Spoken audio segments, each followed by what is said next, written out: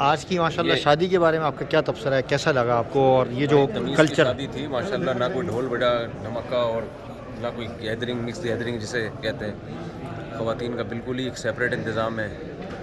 Separate کیا، کوئی راستے بھی ایک نہیں ہے، بالکل ہی الگ ہی انتظام ہے.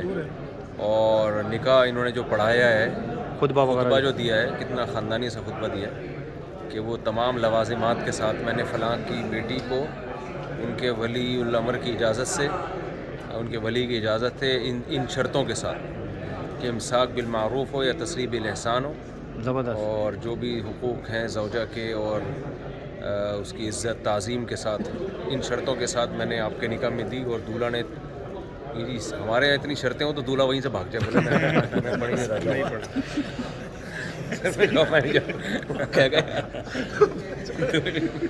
تو وہ پھر بھی دولہا کے حوصلے کو داد ہے، اتنی شرطوں کے ساتھ اس نے قبولا. اچھا، اور جو کلچرل لیول پر جو ان کی ایک جو آپ نے دیکھا، سب اس کے ہاتھ میں لاٹھیاں ہیں. میں سمجھا شاید دولہا نے نہیں قبولا تو تو پتہ چلا جی ان کا کلچر ہے یہ. اور ڈریسنگ سب کی کتنی ایک ماشاءاللہ کہ اسلامی ڈریس، بالکل سادہ بالکل. اور اس کے بعد پھر کھجور کے، اس کے بعد سب کو جناب انہوں نے وہ کھجور کا بنا ہوا حلوہ. اچھا، کھانا ٹوٹلی لڑکے والوں کی طرف سے، یہ بھی رپورٹ ملی ہمیں. تو یہ اچھی چیزیں ہیں، جہیز ویز نہیں ہے. اچھا ہاں، خاص اور عوام. اور دوسرا یہ کہ یہ جو شادی ہے ماشاءاللہ ہم دیکھ رہے ہیں کہ انٹرنیشنل کانفرنس تو ہوتی ہے، لیکن حاجی صاحب نے جو یہ پوری دنیا سے موتیوں کو جمع کیا، سارے دنیا سے علماء کو جمع کیا ہے اسماعیل صاحب نے. ماشاءاللہ یہاں ہماری سارے علماء سے ملاقاتیں ہو گئیں اس بہانے، تو بڑا اچھا لگا، ورنہ کہاں ملتے.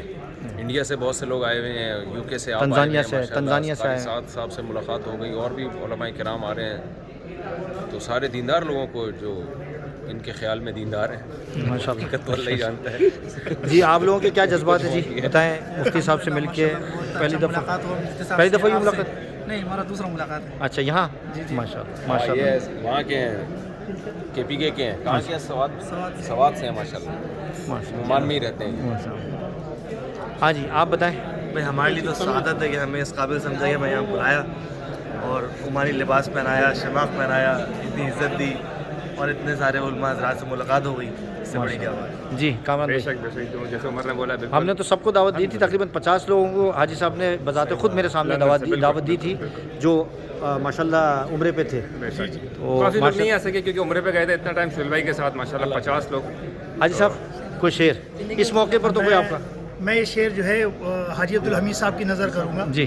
کہ اب جس کا جی چاہے وہی پائے روشنی، اب جس کا جی چاہے وہی پائے روشنی، ہم نے دل جلا کر سر عام رکھ دیا. سبحان اللہ، جزاک اللہ. اللہ تعالیٰ خوش رکھے، آباد رکھے، اور اس شادی کو کامیاب فرمائے، اور آپ کی حاضری کو اور ہماری اس شادی کی برکت سے ہماری سب کی مغفرت فرمائے.